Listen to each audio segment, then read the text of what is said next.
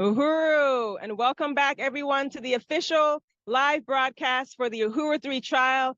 I again am Mwezi Odom, and I'm joined here by a very special guest. I want to appreciate Comrade Frank Lawrence, a longtime struggle in the, as an activist and a leader in the defense committee for Julian Assange. We're really honored to have you here, Frank, and just want to give people a little bit of update, and I know that you will also say more. But again, Julian Assange and this really brilliant committee was there to defend the WikiLeaks founder, and also, throughout this over 14-year struggle to make sure that Julian Assange was free. This committee raised the demand for his immediate release, also for the charges to be dropped, for compensation against the psychological torture and the unlawful detention of Julian Assange. Later on this year, or earlier this year in June, he accepted a plea deal for doing what he did as a journalist.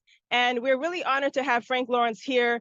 Frank has joined us on several webinars, throughout this buildup for the Uhuru 3 trial, has been a really profound supporter, making very profound statements, and was actually here with us on the ground on day one of the Uhuru 3 trial for the press conference. So, Frank, I just wanted to, make an opportunity for our viewers and our listeners to hear from you directly, who was a part of leading this really important defense, which was successful in getting Julian Assange back home, and why now you are making the statement on why supporters should also support the Uhuru 3 defense. So I'll turn it over to you.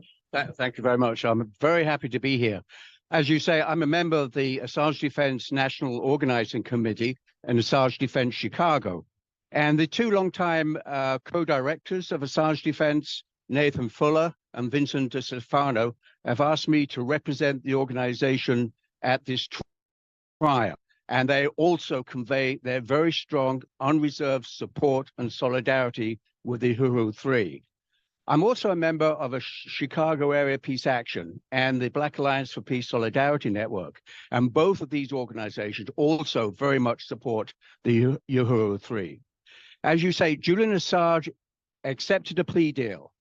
He's now a free man back with his wife and family. But as you say, after 14 years of persecution, first by the Obama administration, who convened a grand jury to investigate him, then by the Trump administration, who lodged espionage charges against him, and then by the Biden-Harris administration, who had the opportunity to drop those charges and cancel the extradition request to the UK, but they didn't do it.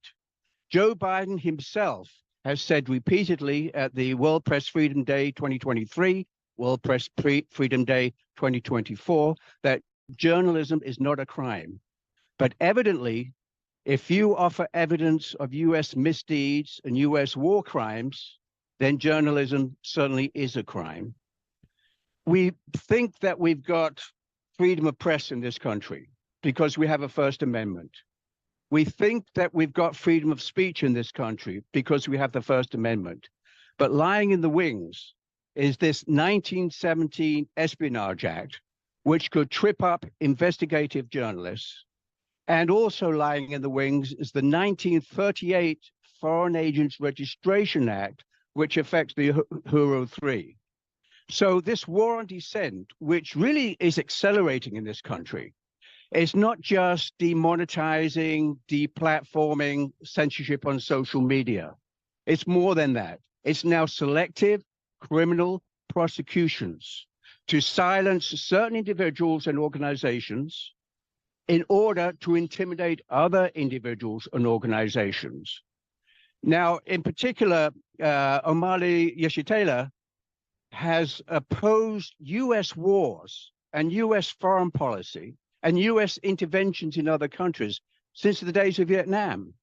So his opposition to US policy towards Ukraine is nothing unique. I mean, that's a pattern of his whole political life.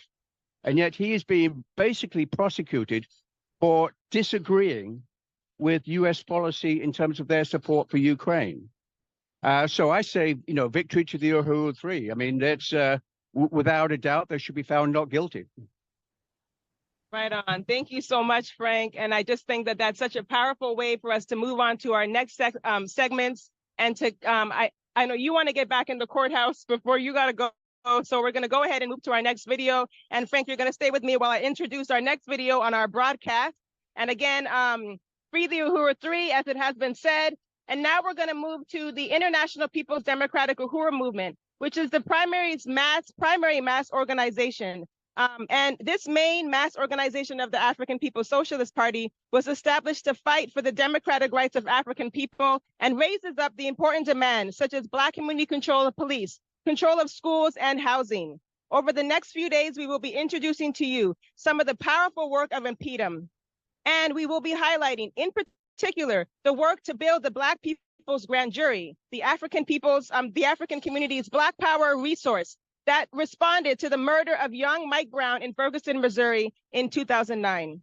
But first, we're going to show you a brief video of the history of Impedum. So let's roll that clip. Uhuru.